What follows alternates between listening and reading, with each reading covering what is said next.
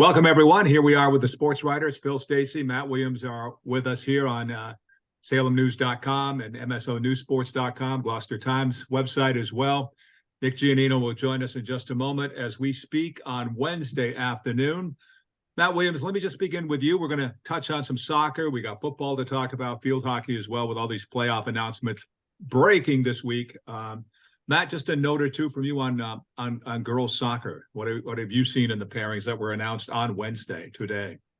Well, we got two undefeated teams in the area here, Mask and Ahmet. Their top seed, numero uno, number one in Division Two, and the other one is Hamilton Wenham. They're number 5 in Division 4. So Masco rewarded for a strong schedule, a strong season by the NEC, and they're number 1. They're going to host a preliminary round winner sometime this weekend, and then they go on. Doesn't look like too many super challenging teams on their side of the bracket. I like the draw. I mean, Hingham's not bad. Notre Dame, Hingham's okay, but I don't see any real powerhouse teams over here that are going to scare them a little bit. So that's nice for the Chieftains. Don't know where they're going to play their games at this juncture as of this time. As we know, the MIAA frowns upon the Boxford Commons that doesn't have a gate to check tickets, and certainly Masco's subpar facilities on campus there are not tournament approved either. Last year they played at Fenwick. Remains to be seen whether Fenwick's going to continue to rent out its facilities in the face of their own tournament ban. Their field hockey team has played at Danvers in the past. St. John's Prep is certainly in the mix. So Masco will be looking to be nomads as they look to win the state championship here. For Hamilton, the good news is number 4 in their bracket, which is who they'd line up with as number 5, is Linfield, Cape Ann League team that they beat, and a team that's right down the street. So, sometimes you get a number 4 that's from some other area of the state, right? That's a real challenge, a problem, could be a big disadvantage. But I think, having that number 4 be Linfield and even if that's a home game or a neutral site game, I mean, you're going to somewhere you've been before. It's a 20-minute bus ride. It's no big deal. So I really like the draw for the Gens. The Gens played no non-league games. They treated it like the Bay State Conference does, exclusively Cal schedule, and their schedule, the league seemed to be down a little bit this year, power ranking wise. And Linfield played a couple of non-leaguers. Marblehead, I know they beat out of the NEC. May have played Masco. I don't remember. That might be one of their losses. So even though Hamilton wins head-to-head and has a better record, they get a lower seed than Linfield. So that's interesting. Danvers cut a tough break at number 9. So they've got some potentially long road trips for the round of 8 and 16. And those are really the big 3 we expect to go on long runs in girls soccer. We've got some prelim round games. Marblehead, Swampscott, and Beverly. Looks like Marblehead's on the road, but Beverly and Swampscott will host their play-in games. And, Gloucester, Manchester, Essex, Ipswich, and Marblehead will be hitting the road. So that's the skinny on those 9 squads that are in the girls soccer situation. Kind of sad about that. Masco, not having a home field to call their own. Let's put a bubble over it, I guess, and clarify it that way. But real shame, that they don't have a turf field that they can play their home games. I mean, they're the number 1 seed. They're favored to win the state title, and yet they got to go looking for fields. I mean, they've known about it for a while. The MIAA, part of it is changing to this GoFan that we don't like. We've talked about it on the podcast a million times, these situations where you have to have a gate and a guard and I don't know, the Berlin Wall up to make sure nobody sneaks into these games. That's a little bit silly to me, but it's been going on 2.5 years now. This certainly happened to Masco's really high-seeded girls lacrosse teams, boys and girls soccer the past couple of years. So, I mean, it's not news that they've had time to address it and deal with it. And politics in Boxford, Middleton, and Topsfield, they can't get this thing off the ground. They can't get shovels in the ground. So this is just going to continue to happen. And I guess the only way to influence it is for people like us to talk about it. So it's a great point you bring up, Phil. But you know, it certainly is not a surprise because it's been going on really since what, the spring of 2021. Yeah. Uh, you know, that this whole thing really started. So, Well, you know, when it comes to GoFan and blah blah blah and all this, I refer to the late great Iron Sheik who would have said "Hak Tui" to that. So I mean, again, like I've said it before, I understand that, you know, they're worried about making sure they get the gate money for a game like, say, you know, St. John's Prep and Everett for right, football. But, right. you know, I don't think there's too many people looking to sneak into the Masconomet miniature girls soccer match. I mean, you know, I don't think they're leaving a lot of money on the table for that one. That's No, just my thought. no, $17 as opposed to $23. Yeah, I mean, it's, you know, From the but visitors, whatever. you know, so it goes, and you know that's the thing is that people don't realize, you know, you talk about saving money, building facilities, but you know, the fields where Masco goes, uh, uh, you know, these people aren't. It's not free. In other words, they're not doing it out of the goodness of their heart. They're paying Bishop Fenwick. They're paying Danvers. They're paying St. John's. I mean, you know, Right. when Hamilton Wenham was going through this a few Yeah, years ago, that's when right. their girls soccer team won the state title, they were renting Gordon College. They Well, rented the tennis St. John's. teams from Hamilton, same thing. Yeah, so I mean, and that was a big argument that got made with Hamilton, and they showed the funds and how much they spent on this, and that's one of the reasons that their project, hopefully this time next year, will be done. You know, and same thing for the Hamilton Wenham girls. You know, they might play one game on the grass. They'll be looking for a turf field they can rent for the round of 16, and then you know, hopefully they go on to Linfield in the round of 8. You know, like it's almost better for them to be on the road in Linfield. Like if Linfield was to get upset and they host, then they got to go try to rent a field someplace. So it's like, you know, hey, we're not going out to Hingham. We're not going out to Monument Mountain in Great Barrington. It's like, hey, if we only have to go to Linfield for crying out loud, Linfield gets upset. Hamilton Wenham might end up playing there anyway if they rent the turf against somebody else. That's a good point. Yeah.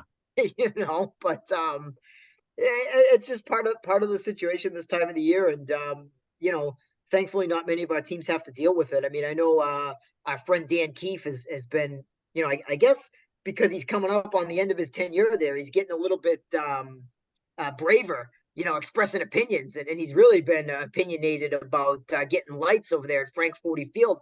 I know their girls soccer team is playing their home game, their prelim game at 2 o'clock in the afternoon, so that make Yeah. sure that if there's overtimes, it's not dark and you can see the ball and stuff. Right. It's just impossible to play at a field with no lights for like a 4 or a 4:30 kickoff. So I mean, that's something to keep an eye on too. Right. It's funny you say that though, because I'm hearing rumors, and that's what they are at this point, but rumors that there are plans to build a multi-purpose facility on the Beverly High campus near where like the old JV baseball field is. And that would apparently have lights and stands and whatnot.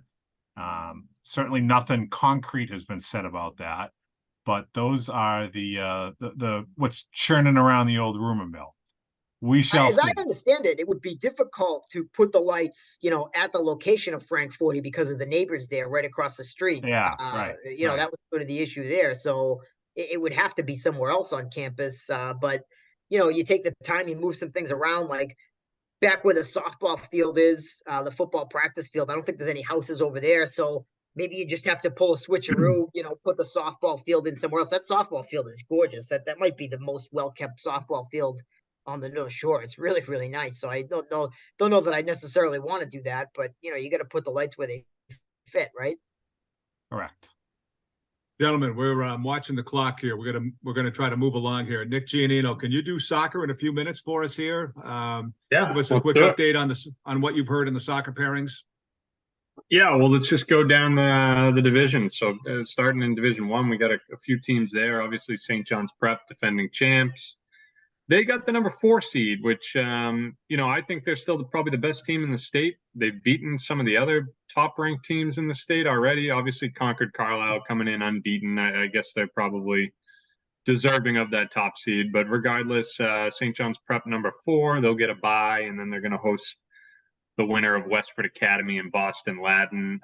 Looks like, you know, if all things go according to plan, it could be a Concord Carlisle versus Prep semifinal matchup there down the road. They're on the same side of the bracket. Concord Carlisle, like I said, unbeaten, 15-0-1, and the top seed. And That's a team that Peabody, our next local team here, number 32 in the rankings. They kind of got screwed with all their ties. I think they had what 5 ties this year. You win a few of those games, they're probably going to bump up in the rankings a bit. And I know the MIA people over there weren't too kind to the NEC this year, as competitive as it was. But regardless, they're in, and they're going to host a preliminary game against Durfee, who finished with a similar record as them. Obviously, a completely different schedule, so a lot of unknowns there. But if they do get through, they'd face Concord Carlisle in the round of 32. And then we have Beverly, who comes in red hot, having won a bunch of games down the stretch, some really impressive wins. They're going to be taking on hosting Marshfield, the number 40 team, with also above 500 record. But I like Beverly's chances in that one. And then they'd get to take on number 8 Newton South, who had less wins than Beverly. I know they play in a tougher conference over there, but still, I like Beverly's chances to make a little run here on that same side of the bracket as well. So that's Division 1 for you here. Division 2, got a few teams there as well. Masco right up in the top. Oh, they got bumped from the top 10. They're number 11. They had a couple losses down the stretch, one to St. John's Prep and one to another team. I can't think of it off the top of my head, but 2 losses for them. Another terrific season for the Chieftains. They're at number 11, and they're going to be taking on Milton in the round of 32. So they got. I think Masco's got a great chance to get deep. Get to a semifinal matchup with Bill Ricca, who's the number 2 seed on that side of the bracket. They're kind of a powerhouse this season. Who was it that someone had a great performance against Bill Ricca? I want to say Peabody beat Bill Ricca. So that bodes well for Masco, if Bill Ricca does end up running the table there and getting to the semifinals. But I like the Chieftains' chances in D2. And then you got Marblehead, who finished with a sub 500 record, but got in well inside the top 32 at number 27. And that's thanks in large part to the elevated schedule, the elevated competition that Elmer Magana lined up this year for the Magicians. So it panned out. They faced some good opponents during the regular season, out of conference opponents, and they get number 27. They're going to be taking on Oliver Ames. Sorry, they're going to be taking on Chicopee first, and then if they get through them, they'll take on number 6 Oliver Ames. Potential matchup between Masco and Marblehead there in the round of 16, which is interesting. Could get that. I think that's it for D2 around here. We got D3 moving right along. We'll shout out to Gloucester. They locked up the number 2 seed in that. Obviously, Gino Tripoli, their leading scorer there. They're 1A guy. He's been having a terrific season. I think he's close to 30 goals after scoring 26, 27 last year. So impressive stuff for him. They locked up the number 2 seed. They're going to be on the right side of the bracket. Have some hopefully easy matchups to begin with, East Bridgewater or Martha's Vineyard. And then Newburyport Slurkin, they had a pretty solid season. You could see them facing Gloucester in the round of 16 there. Then you got Swampscott, number 8. Great, quietly great season for the Big Blue. Unfortunately, I didn't get a chance to get out and see them this season, but I think that's a team that won 2 games last year, maybe 3 games, and they put up 13 wins this year, only 2 losses, 3 ties. So they garnered the number 8 seed. They're going to have a bye, and then take on the winner of Greater Lowell Tech and Chicopee, another Chicopee team there. And they are on the same side of the draw as Oakmont Regional, who took home the top seed at 16-2. So we'll see if the Big Blue can make a run, but quite the turnaround for them. Definitely could see them winning a few games. Believe that's it. Essex Tech got in 8-7-3. They're going to play a preliminary round game. They're at number 37. Wouldn't be surprised to see them win a game or 2. Mike Chase has them playing some good soccer down the stretch here at Essex Tech. We'll move on to Division 4. We had a couple teams there. Hamilton Wenham with the excellent season in the Cape Ann League again. Their defense was terrific this year. They won a lot of close games. They got depth across the field, balanced scoring attack, not one guy to kind of key in on. They got a lot of different guys that can beat you. They got the number 4 seed, again, 13 wins.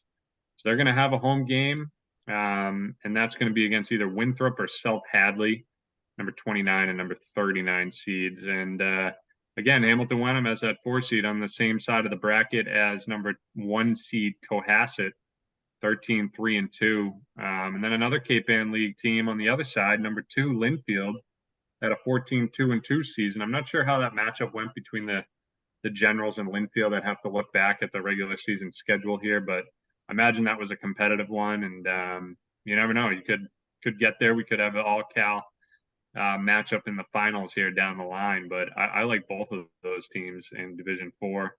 And then Ipswich, I was talking with their head coach Greg Scruton last week. They hadn't been looking at the power rankings. They said whatever happens, happens. They knew they weren't going to be able to get in with the 500 record. The way things shook out the last couple of weeks, they couldn't get there, but they did pick up 7 wins, 7-9-2 overall record, and the power rankings did them some favors. They got some good wins, and they're up to number 26 in the bracket. So they're going back to the playoffs a couple seasons in a row for them now, and they're going to be taking on O'Brien in a preliminary game for the honors to face Monument Mountain, number 7 seed, and they're on the same side of the bracket as number 2 Linfield, as well as Manchester Essex on there too. They snuck in as the number 30 seed, despite a only 4-win season for them, a down year for the Hornets, but they got in as the number 30. And then finally, Division 5, we just had Salem Academy. I got to see them a couple times this year play Salem. They're definitely a much improved program. I think in Division 5, anything can happen, right? They beat some good teams this year, finished with an 8-8 record, no ties. They're going to be hosting a game probably at Bertram Field against Greenfield, number 45 seed, all the way down there. And they had a positive record, 11-6-1 as the 45 seed in Division 5. So, good chance for Salem Academy there to pick up a tournament win and take on Mount Greylock in round 2, the number 13 seed. Top seed in Division 5 is Sutton this year. So that about does it for our local teams here. But I'd say big picture, I like Masco's chances in Division 2, and I like St. John's Prep again in Division 1. And I wouldn't be surprised if Beverly won a few games. Like I said, they've been red hot lately. They've really found something there. They're healthy, and it's tough that they're in Division 1. And if they had some guys back earlier in the season, they probably would have had a better record and a better seed. But number 25 or 26, whatever they were, is I think fair for them. All right, great stuff. We still want to get to football, but we got Phil Stacey here. Phil, give us a quick rundown, if you can, on field hockey with those pairings that came out this week. Yeah, we'll do this quickly here. So, to me, of the 4 divisions, I think the most intriguing is Division 3. It's probably the best bracket in the state, and I think field hockey is one of the rare sports. And guys, tell me what else might fall into this category. But I feel like perhaps the 2 best teams in the state may reside in Divisions 3 and 4. You have Watertown, multi, in the teens, if not 20 state titles they've won or over the years. In Division 3 is number 1 seed, and then you have Uxbridge, which is the 2-time defending Division 4 champions and favored to win again and this year. They may be the 2 best teams in the state, and that's not any disrespect to any of the other powerhouses, the Walpoles and the Andovers and the Acton Barksbos and teams like that that lay in Division 1. But can you guys think of any other sports where you could say, like, geez, the best team in the state may be Division 3 or Division 4, that kind of thing? I can't. How about Catholic Memorial football? Football, but no, I'm just kidding. No, I mean, it's kind of a unique thing. But in any case, maybe tennis, maybe, I don't know. Yeah. Okay. Sure. You can make an argument. That's the only thing I can think of. Maybe How about tennis. How about volleyball? Maybe. Yeah. Okay. Yeah. Who's Ipswich losing to? Right? Yeah. Yeah. Right. Yeah. Ipswich could probably play with like some of. I mean, you figure those Division 1 teams like your Welsleys or Newton North or whoever are pretty good. But Ipswich could probably play with them, I would think. I wonder if like bench depth becomes an issue there. I don't know that. I don't know how many players those bigger schools would rotate. I mean, I know Ipswich has a pretty good bench of its own, but smaller schools, smaller pool to choose from. That I couldn't answer, but it's possible though. That'd be on the short list anyway. Yes, yes. Well, getting back to field hockey here, focusing on Division III, as I said, great bracket where you have Watertown at the top. You got 17-1 Newburyport team. Dover Sherborne's very good. Sandwich is very good. But we have 3 local teams, I think, that can play with anyone. You have Gloucester at number 7. Interesting that they finished second in the Northeastern Conference, but because of the power rankings, they get the higher seed of our 3 local teams. They are the 7th seed after going 13, 3-2. They're going to host Belchertown in a first-round matchup Friday afternoon. They're looking at playing either I want to say East Longmeadow or Pentucket in the second round, and then that could possibly set up an Elite 8 game with Newburyport, which would be really exciting. Newburyport, of course, has a number 2 seed. Northeastern Conference champions from Danvers. They have the number 9 seed. Great season for the Falcons. 13-2-3. They tied and beat Gloucester, hence the Northeastern Conference Championship. They are the number 9 seed. They're going to play number 24 Auburn. They're going to host Auburn, I should say, Thursday at 4:30. Looks like it'll be a second round game on the road for them down at Dennis Yarmouth. Kind of a bummer that you have the great season that Danvers did, only 2 losses, and you're looking at a road game after the opener. But it is what it is. They hit the road, assuming they win against Auburn. And should they beat Dennis Yarmouth, they would then have, in all likelihood, an Elite 8 match with top-seeded Watertown. Sneaky good team in the bracket here is Swampscott. They're the 12th seed. Swampscott really only lost to powerhouse teams this year. They lost once to Masco. They lost once to Gloucester. They lost twice to Danvers. It's a good team, and they've been on a nice little run at the end of the season. I think they had dropped 5 in a row. They had that tough stretch where they started 5-0. And then they hit that stretch where they lost 5 straight, but they haven't lost since then. I want to say it's 6-0-2 that they've been during that stretch. So nice little run for the Big Blue. They are seeded number 12. They've got a home game coming up against Dighton Rehoboth, which is certainly a winnable game for them.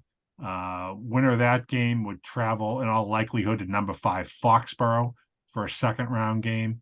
And should Swampscott get beyond that, you're probably looking at Elite 8 game with number 4 Sandwich. So some pretty good teams that we have here in the Northeastern Conference out of Division 3, moving to Division 4. That's where you have Manchester Essex. They played for the state title a year ago where they lost to Uxbridge. Once again, they're the number 2 seed to Uxbridge. They start Thursday night against Bromfield, which has a sub 500 record. I would be shocked if the Hornets drop that game. They would move on to the quarterfinals, probably looking at either Tingsboro or St. John Paul II. Following that, you're probably looking at Hopedale or maybe Linfield and Ipswich. Ipswich, another local team, 23 seed, plays at Linfield on Thursday. Perhaps one of those 2 other Cape Ann League teams could reach that quarterfinal round and face the Hornets there. But it's a nice path for Manchester Essex, should they play their game, to get back to at least the Elite 8. But that's like a tongue twister, if not the state semis or the finals again. Division 1, we got a pair of local teams hitting the road. You got number 28 Essex Tech.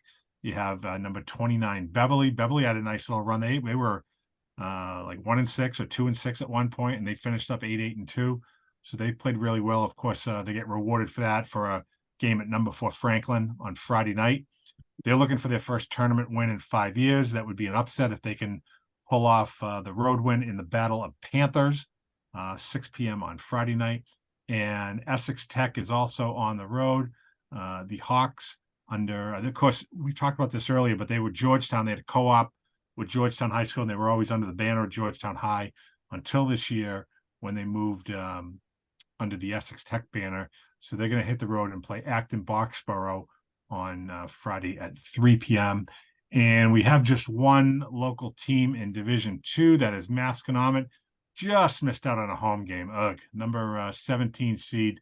So they will pack their bags and hit the road for a first-round game at Neshoba Friday at 5:30 p.m. That's insanity too, by the way.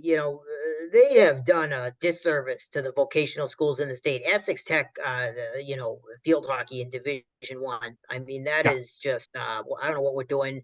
Yeah. Diamond Regional is going to go play King Philip in Division 2 football. I saw the coach said, well, they got kids that are going to play in college bowl games someday, and we got kids that are going into the workforce. I mean, this enrollment thing with the tech schools, shame on the MIA for that. I mean, that is just across the board. Every tech school is just not in the right place. Well, I would agree with you. I mean, if you just look at the scores, let's say, you have Newburyport as the number 2 seed in Division 3, and Newburyport handled Essex Tech, as well as most Cape Ann League teams, fairly easily this year twice. So Essex Tech would probably be a good Division 3 team, a good fit for Division 3, I would say. To put them in Division 1 is kind of nuts. I agree with you there. All right, we got our final minutes remaining. Let's go to football here. So I don't know where you guys want to start. We can't go through everything. We'll all those games are well publicized. Will be in the Salem News and so on, and the other papers as well. Now I'll get through this quick here. I'll start with Division 1. Will, you go to Division 2, and we'll go from there. I mean, St. John's Prep, number 1 seed. They're 8-0. They're hosting Leominster. I mean, do we even need to talk about this? This is going to be, a blowout. It's a great path for St. John's. I think Matt Williams had said this. It's a great path for them to get back to Gillette Stadium and defend their Super Bowl title. It's just set up really, really well for them. With all of the what I would call heavyweights on the other side of the bracket. Zavarian's the number 2 seed. Springfield Central is the number 7 seed. Needham, if you consider them in that group. They're all on the other side of the bracket that the Prep would not see until the final. So after they beat Leominster, they're probably going to play BC High, who they just beat by 4 touchdowns last weekend. So after they win that game, you're looking at probably Andover, maybe Lincoln Sudbury. I mean, last year, Andover was number 2 seed. Prep was number 7. And what did the Prep put up 55 points on them, I want to say? I mean, to me, it's like, okay. Yeah, if you can beat them, great. Knock yourself out. I don't see it happening. Now, hey, just like everybody else this time of year, St. John's has injuries. They have starters out. They're missing key pieces. But they have great depth. They still have some young guys in that secondary. But the line is big and physical and tough. And, Cam LaGrassa and Jimmy Nardoni are doing a great job out of the backfield. Deacon Robillard isn't going to wow you, but he is effective when he needs to be. I think I said to Matt Williams, I really like the way Pearson Scala is coming on as a pass receiver. He's only a sophomore. Gail Garcia is a nice player as a fullback and a guy who can catch passes out of backfield. I just don't see anybody on this side of the bracket really giving St. John's a competitive game. Hey, that's great for us. Maybe not great for the overall, feeling of the playoffs here, of what the playoff structure should be in Division 1, but it is what it is. And, St. John's isn't going to listen to me or anybody else. They're going to focus on business and do what they got to do. And they're going to worry about beating Leominster and go from there. But I would be very, very surprised if we didn't see them in a Super Bowl come December. Even money, I would say the team that's at home, Everett, would give St. John's a better game than Andover or Lincoln Sudbury. So, everything's coming up Millhouse or everything's coming up Eagles as far as these draws go the last couple of years. I mean, I think if you move quickly to Division 2, Peabody is in a similar situation, if not, as advantageous. I think, the thing that you wanted if you're a Peabody fan after last year's upset loss in the first round of Fian, you said, okay, give me a first round game against a North team out of the DCL, the Middlesex League, somebody that's on par with me. And I think that's exactly what they've got here in Arlington. An Arlington team that struggled with Salem opening day, struggled to cover kicks, which obviously that's 9 weeks ago. They probably improved in that, but Peabody's got very dangerous return people. It certainly sets up well for Peabody. Your potential second round game is Barnstable, which is a spread team, a team that's similar to you, not a Rock'em Sock'em Robots team like that Bishop Fian team from last year, or like a Marshfield or a King Philip, right? So that's a good matchup. You get it at home. which when your two places are far apart, like Peabody and Barnstable, is an advantage. So, if you're Peabody, you say, okay, we take care of business, get the playoff monkey off our back week 1. We got to play our best football in week 2 to beat a really good Barnstable team.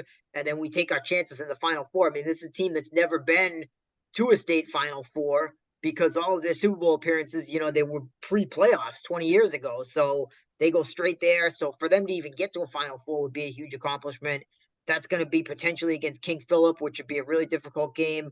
Maybe, North Andover, a team that's laying in the weeds a little bit, that has played some of those Division I powerhouses like Central Catholic and Andover. Hey, maybe North Andover picks them off, and then you can have a puncher's chance against them. To have Catholic Memorial on the other side, you feel really good about that. I mean, as good as KP is, you don't want anything to do with Catholic Memorial, and I think Marshfield is actually maybe, they're really, really good, right? Like, I wouldn't be surprised if Marshfield gave CM a game based on the 2 games that both those schools played against St. John's Prep, right? So if you're Peabody, you're really happy to see CM and Marshfield on the other side. So I think just like the Prep, Peabody's got to focus on itself. They got to get their passing game right this week. You got to look at this Arlington game as a get-right game for you. Get that playoff monkey off your back and be ready to play your absolute best football in week 10 and hopefully get to week 11. Nick, Division 4? Yeah, well, the Magicians, right? I've had the pleasure of seeing them, 3 times this season, and they're starting to play their best football. They're certainly not the dominant Marblehead team of old, but they battled just to get in. I mean, they moved up from number 18 or 19 all the way to 14 with a 3-4 record to earn a spot here in Division 4. And that's a team I don't think anyone wants to play right now, right?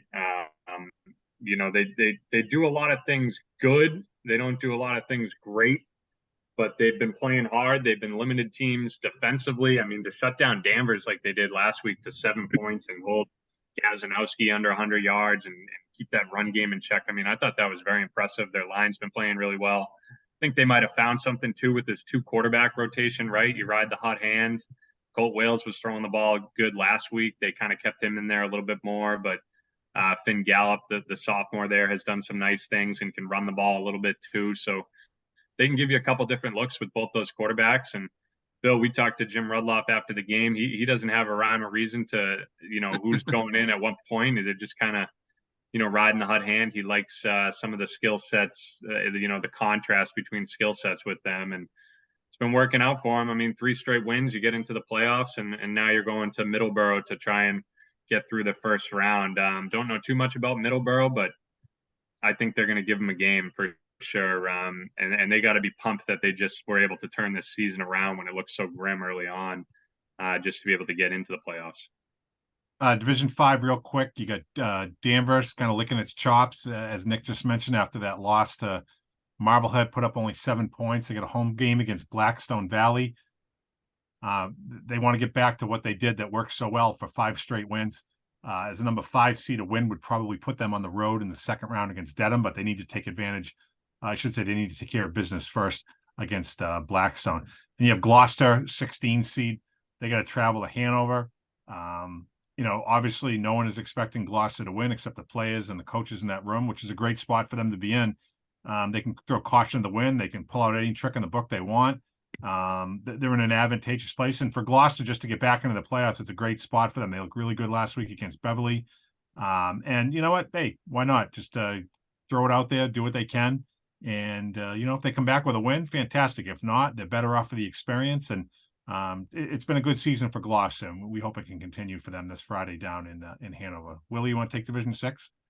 Yeah, I mean, you look at Salem, right? That's the team. Yeah, that's the team that's got all the question marks, and it's time to prove something. Salem, this playoff system began in 2013. It's 10 years old. This is the 10-year anniversary. Salem, I believe, is the only team in our coverage area that has not hosted a playoff game. Certainly one of the few in the Northeastern Conference. And so they get to do that on Friday night. They have not won a playoff game in the system. They have an opportunity to do that on Friday night. 3 weeks in a row, their games have come down to the last possession, and 2 of them to the very last snap. And in 2 instances, those snaps were Salem High touchdown passes by Corey Grimes. They win one game against Lynn English. they lose another game against Peabody where they throw the touchdown and don't get the 2-point conversion. So this is a team that's battle tested, that is steely nerves. They're a little bit frayed at this point, but they got to turn the page to November. I've said to several people this week, I would not be surprised if Salem wins, wins out. They have the guts, they have the intangibles, they have the look in their eye of a team that might not lose again, which sounds crazy, right? You take those 2 gut punches the last 2 weeks losses, but there's just something about them. And I know, there are people out there that are Matt, I'm side-eyeing gonna them. stop because we're gonna run out of time here, just so you know. So we gotta. Okay, we just- well, the other